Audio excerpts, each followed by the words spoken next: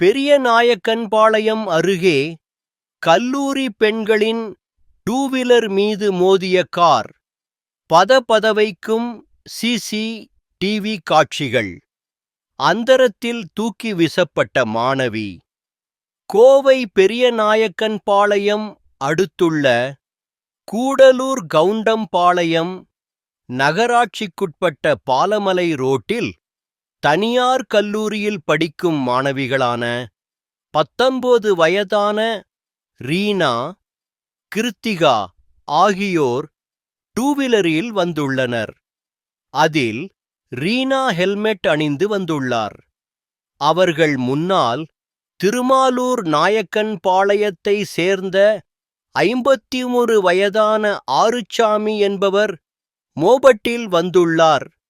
அப்போது அதே பகுதியை சேர்ந்த 70 வயதான மயில்சாமி என்பவர் தனது காரில் வேகமாக வலதுபுறம் ஏறிச் சென்றபோது டூவீலரில் வந்தவர்கள் மீது அதிவேகமாக மோதியதில் டூவீலரில் வந்தவர்கள் அந்தரத்தில் தூக்கி வீசப்பட்டனர். மேலும் கார் மோதிய வேகத்தில் அங்கிருந்த மரமும் முறிந்து விழுந்தது. தொடர்ந்து மற்றோர் கார் மீதும் மோதி நின்றது. இதனை பார்த்த அங்கிருந்தவர்கள் அடிபட்டவர்களை மீட்டு அருகிலுள்ள மருத்துவமனைக்கு அனுப்பி வைத்தனர். அதிர்ஷ்டவசமாக உயிர் சேதம் ஏற்படவில்லை.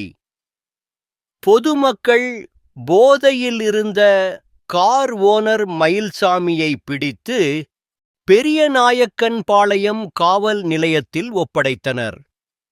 தற்போது டூவீலர்கள் மீது மோதும் காரின் சிசிடிவி வீடியோ வெளியாக பரபரப்பை ஏற்படுத்தியுள்ளது.